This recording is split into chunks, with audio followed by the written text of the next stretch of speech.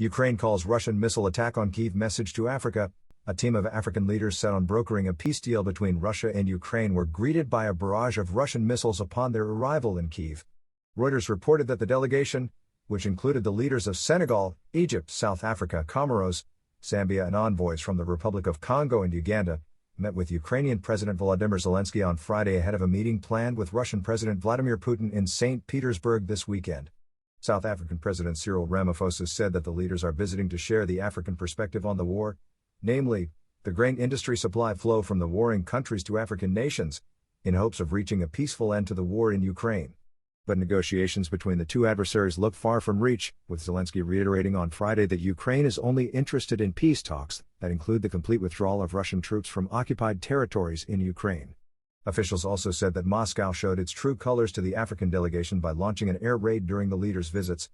According to the Ukrainian Air Force, 12 Russian missiles, including 6 Kinzhal hypersonic missiles, were intercepted by Kyiv's forces after being launched in the direction of the nation's capital, prompting them to briefly return to their hotel as a precautionary measure, Ramaphosa spokesman Vincent Magwenya said. According to the AP, Russia has not formally announced its responsibility. Putin builds confidence by launching the largest missile attack on Kyiv in weeks, exactly amid the visit of African leaders to our capital, tweeted Ukrainian Foreign Minister Dmytro Kuleba. Russian missiles are a message to Africa. Russia wants more war, not peace. Newsweek reached out to the Russian Foreign Ministry by email for comment.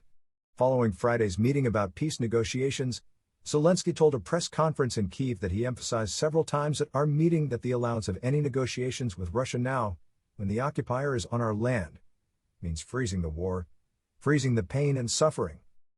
We need real peace, and therefore, a real withdrawal of Russian troops from our entire independent land, he continued, per a report from the Ukrainian news site Interfax Ukraine.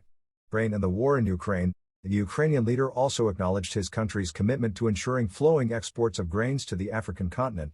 Following Russia's full-scale invasion in February 2022, millions of tons of grain were trapped at Ukrainian ports, leading to soaring global food prices and particularly threatening food supplies in the Middle East and Africa.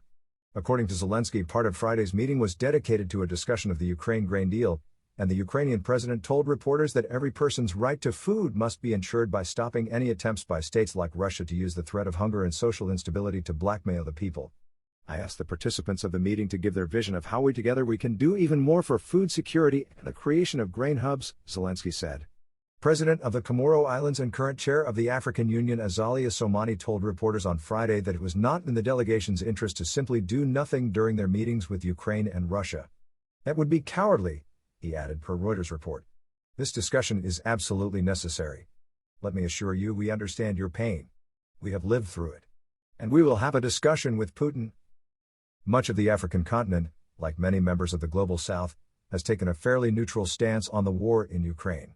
China has also claimed neutrality and previously offered a peace plan to end the nearly 16-month war, but the negotiations were quickly dismissed by both Ukraine and U.S. officials.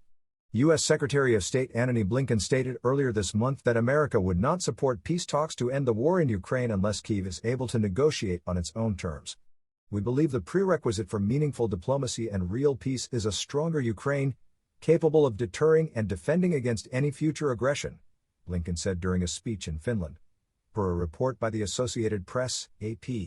Meanwhile, Moscow has stated that Ukraine's strongest Western allies, including the U.S., the United Kingdom, Germany and France, cannot be involved in eventual peace talks to end the war in Ukraine.